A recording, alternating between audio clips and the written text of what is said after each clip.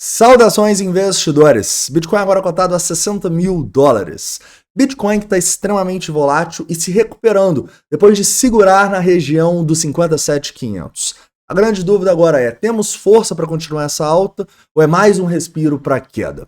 Além disso, eu quero falar um pouco sobre o S&P 500, que está quase na máxima histórica, e tentar entender como que a gente está quase na máxima histórica, se o mundo vai acabar, se a gente vai ter um apocalipse, se a gente vai ter uma recessão.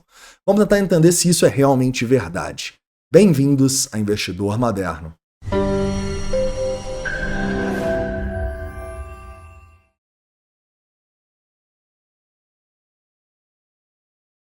Investidores, hoje o nosso foco vai ser no Bitcoin, mas primeiro eu preciso falar um pouco sobre os mercados globais, tá? E aqui, se você não tá me seguindo no Instagram, eu tô postando vídeos todos os dias lá, vamos fazer análise de altcoins, análise mais com gráficos, então corre e me segue lá, pablo.granier.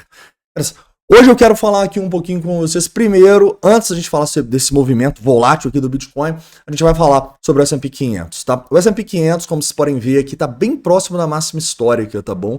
A máxima histórica é aqui em 5.681 pontos, a gente chegou em 5.679, estamos em 5.671. Isso aqui basicamente é 0,15 da máxima histórica, né? Então a gente está vendo uma recuperação dos mercados hoje, os mercados fortes, os mercados tentando demonstrar força aí. Inclusive, quando você estiver vendo, possivelmente o S&P 500 já vai estar além da máxima histórica. E é engraçado isso, né? Porque isso entra em contraste com o que eu vejo todos os dias. Todos os dias eu vejo uma pessoa diferente nos comentários falando de um indicador macro diferente, falando que a gente vai ter uma recessão, que o mundo vai acabar. E, sinceramente, eu acho que até tudo bem a gente ter indicadores macro para a gente ter uma noção das probabilidades de ter ou não uma recessão, das probabilidades que o mercado pode fazer nos ciclos, né? Só que existe uma grande diferença entre você estimar as probabilidades de maneira imparcial com o indicador e você encontrar indicadores para demonstrar aquilo que você quer que aconteça, né? Então o que eu percebo muito, cara? Eu percebo que as pessoas ficam falando de recessão, mas elas não usam os mesmos indicadores. Cada dia elas mostram um indicador diferente. E se você troca de indicador igual você troca de roupa, para mim você não tem um trade system, você não tem um investment system, você tem um viés e você procura indicadores para confirmar este viés, tá bom? Então todo mundo falando, já estamos numa recessão, a recessão, papapá, mas cara, as maiores empresas dos Estados Unidos estão te mostrando uma coisa diferente, a gente está na máxima histórica aqui.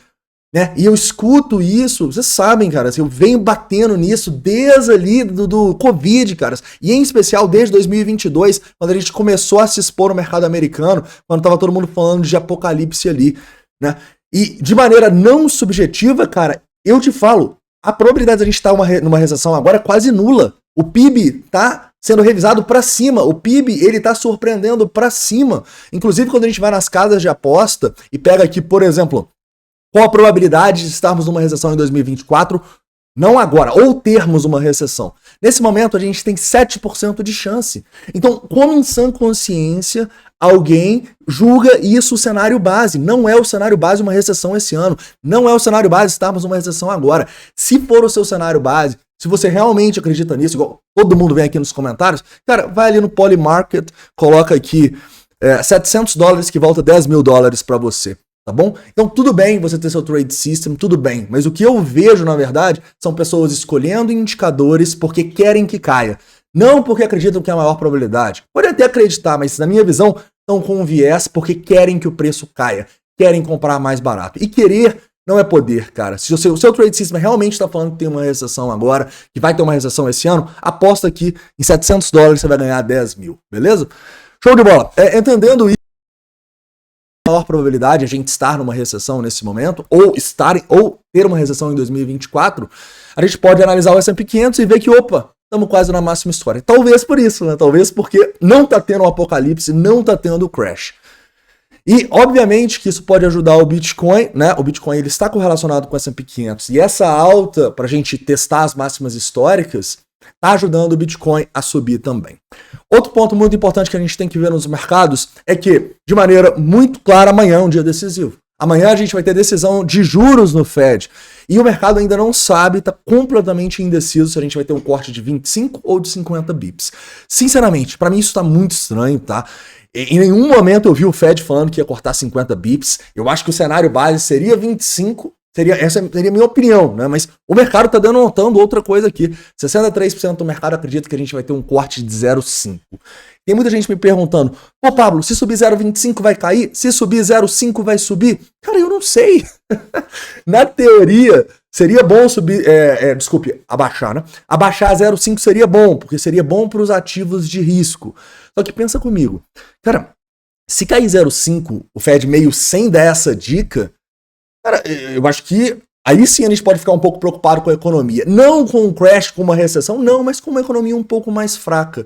E uma economia um pouco mais fraca acaba pesando o resultado das ações. Então, sinceramente, caras, vai ser um dia extremamente volátil, independentemente do que acontecer aqui. Depois a gente vai ter a narrativa explicando o que aconteceu, mas eu não tomaria uma decisão com base nesses dados.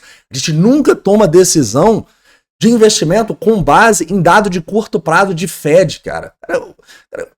Imagina seus bitcoins olhando para você e você vendendo porque o Powell abaixou em 0,25 ou 0,5.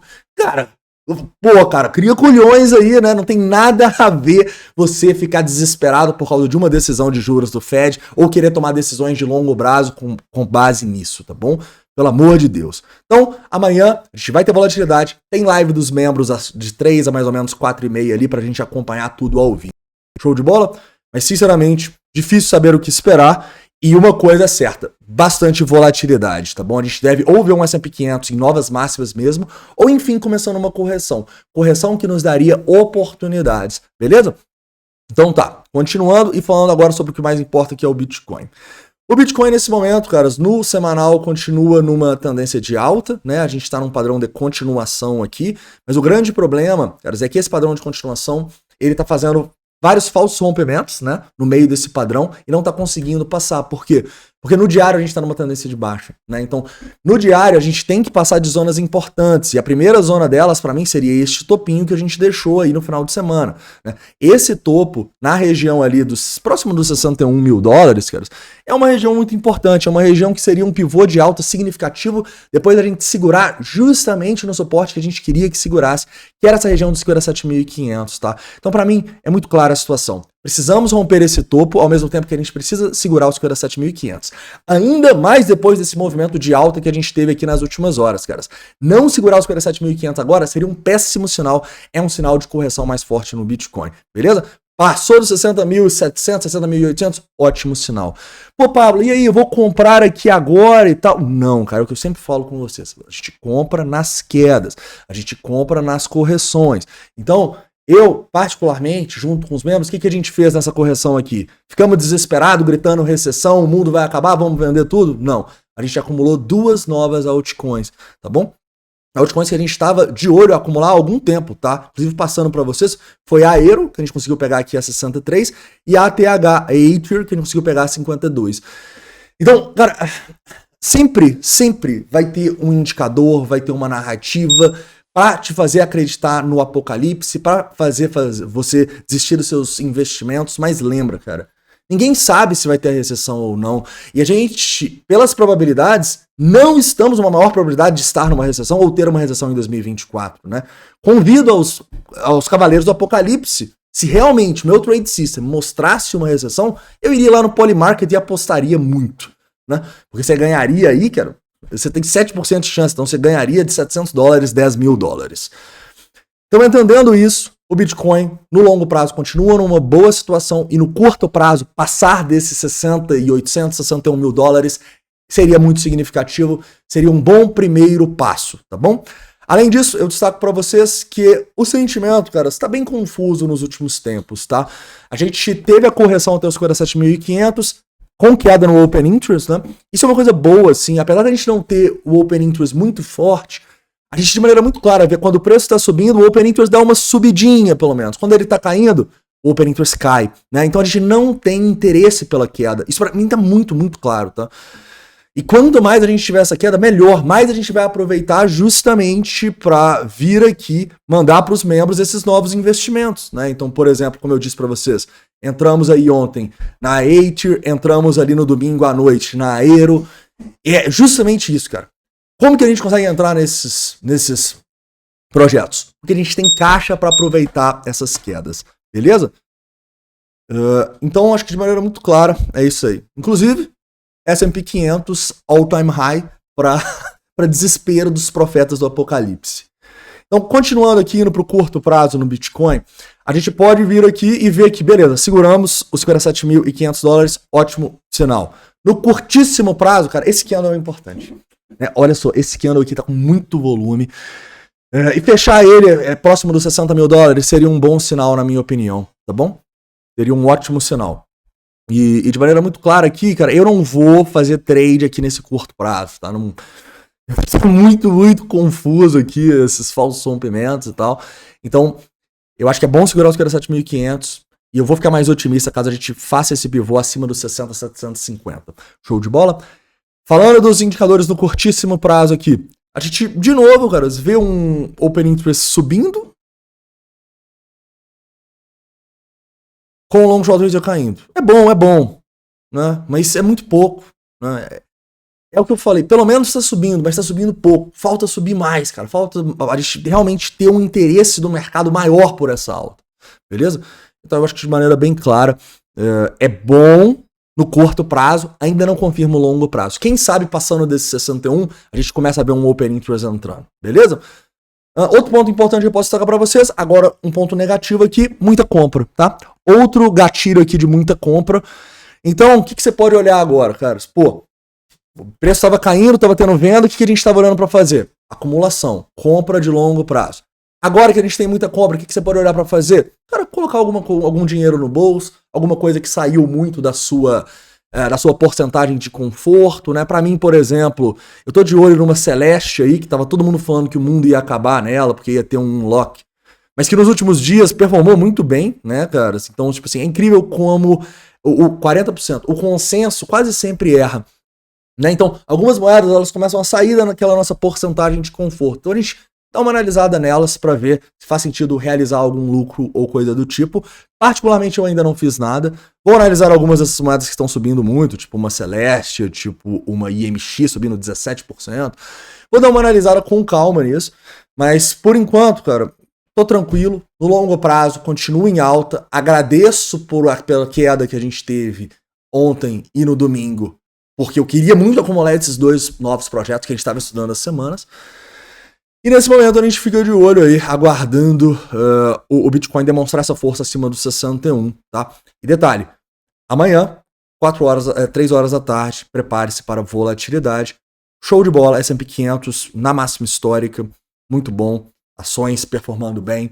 Então eu acho que, realmente, cara, um dia muito bom aí para quem, de novo, não caiu no conto dos Cavaleiros do Apocalipse e que realmente tá de olho, não que quer que caia, mas nas probabilidades da queda ou não. Se cair, caras, a gente vai acumular. A gente vai olhar para fazer compra de longo prazo. Igual a gente estava comprando. A gente montou a nossa posição em S&P 500, caras, nessa queda aqui.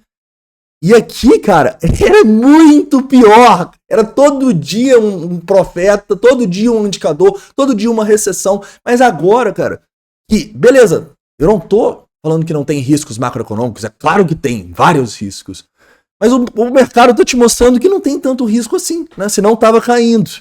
Né? E um grande detalhe, cara, se você esperar para não ter nenhum risco macroeconômico, provavelmente você vai pegar o pior momento possível. Sabe? Quando você vê aquela capa da Time lá, pouso suave. Conseguimos o pouso suave. Provavelmente é o topo de mercado onde você vai entrar com base nos indicadores macroeconômicos, né? Então toma cuidado, cara. Você precisa ter uma visão um pouco contrária ao que a maioria tá fazendo e pensando. E nesse momento, cara, pra mim, muito claro, a maioria tá falando de recessão, tá querendo que caia, mesmo sem acreditar que vai cair. Eu acho que essa é a grande realidade. Beleza? Eu também quero que caia, cara. Eu também quero que o S&P 500 tenha uma correção. Mas, nesse momento, a gente tem 7% de chance de estar numa recessão agora ou ter uma recessão até o final de 2024, tá bom? Jogue com as probabilidades, não com o que você quer que aconteça. Show de bola, então é isso. Finalizando aqui ordens de instituições, muito pouca ordem. Uma pressãozinha no 61, então 61, tá? Passa a ser a zona mais importante no curto prazo. Nada abaixo, tá? Eu diria que é importante também segurar os 58.800, tá bom? A gente teve muito volume de compra aqui e tal, então segurar os 58.800, perder aqui seria um primeiro mau sinal, né? E romper os 61 seria um ótimo sinal. Beleza? Um forte abraço e a gente se vê!